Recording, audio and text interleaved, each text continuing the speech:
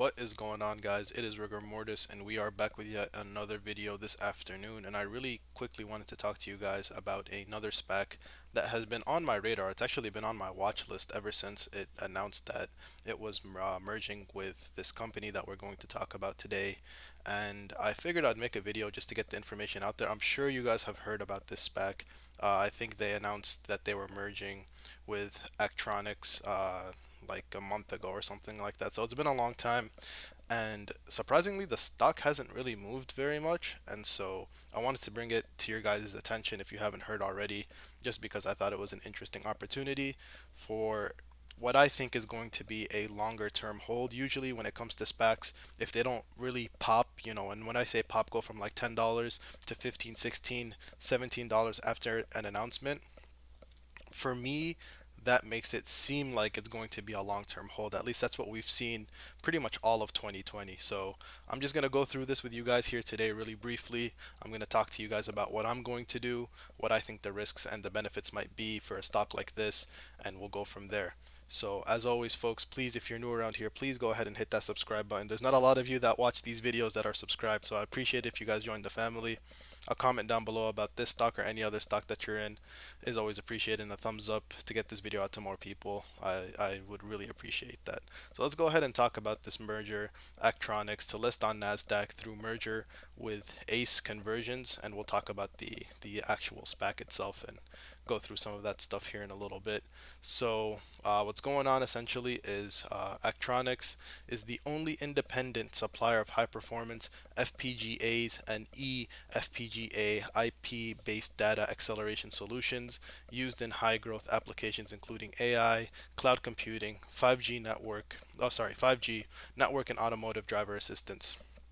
Highly differentiated financial profile with an estimated 2020 revenues of approximately $105 million, 79% gross margins, and 35% operating margins, with migration to next generation products driving an estimated revenue CAGR of 20% to 25% from 2020 to 2025. So that already, that type of stuff jumps off the page when, if you ask me, we have this company, they already have revenues, 79% gross margins. We're looking at some pretty good numbers here so far. The business combination with ACE Convergence Acquisition Corp, the ticker symbol is ACEV. I'm just going to call it ACEV to save me the trouble. Positions Achronix to capitalize on non-cancelable backlog in excess of 160 million and over 1.1 billion dollars in identified pipeline opportunities driven by Speedster and Speedcore products. Approximately, all right, so this is where it gets a little bit interesting here. Approximately $2.1 billion estimated post-transaction equity value based on current assumptions, with up to $330 million in gross cash proceeds to the company, assuming minimal redemptions. Oversubscribed 150 million fully committed common stock concurrent pipe financing at $10 per share, anchored by Ace Equity Partners LLC. Funds and accounts managed by, here we go, guys, Blackrock and Hedosophia. So we're talking Chamath here, and whenever Chamath is involved with something, people usually get interested, which is that this is why it's surprising to me that the stock hasn't moved a lot, but we'll get into some of that. And with participation from other institutional investors, Achronix expected to be listed on the Nasdaq under the ticker symbol ACHX following the anticipated transaction close by the end of the first half of 2021. So we went through some of this stuff. I was gonna go through their website and take a look at some of their technology and things like that, but quite honestly, I want to keep this video kind of brief, and I want you guys to go out and kind of take a look at their website. The website is very simple, very clean.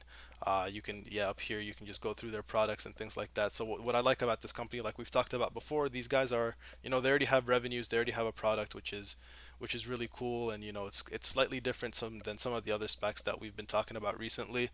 So they have a lot going for them, if you ask me. They have, this revenue, they have the 79% gross margins. They're merging with this SPAC, and Chamath and BlackRock are associated or affiliated and involved with this SPAC right here. So there's a lot of good things going for them. So if we just really quickly, and I don't have it pulled up, I'm sorry, let's really quickly look at the stock. And by the way, yeah, this was a Business Wire article here that I looked up. And so if we very quickly just take a look at the stock, if we look at the let's go to the 1 month here. So, or actually let's go to the, okay, that one looks bad. All right, let's go to the 1 month, and you see that after this thing was announced, this thing went to about $12.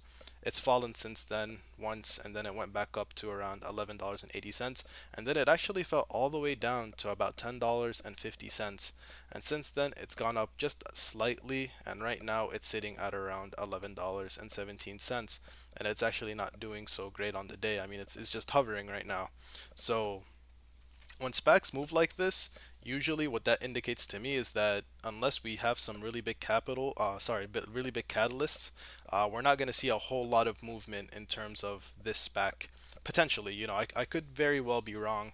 And, as soon as we start getting closer and closer to the merger date, this thing could potentially pop off.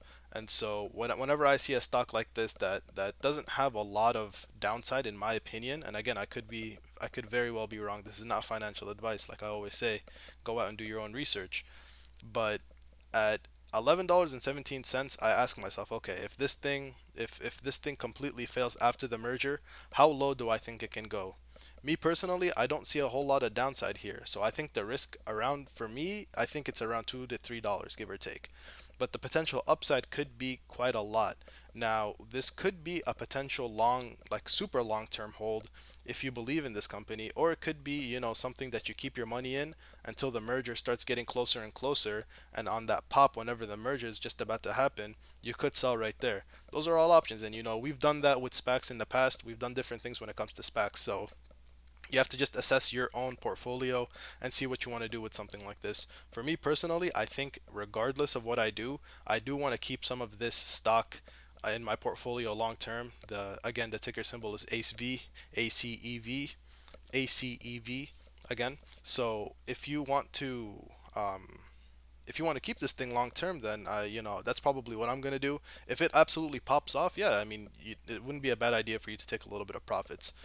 But that's just what I'm going to do. I'll probably end up buying a little bit today. If it continues to fall like it has today a little bit, I don't know how much more I'll really buy into unless it hits like really, really, really close to that $10 mark. Then I'd consider buying more. But at $11.16, it's really close to the NAV.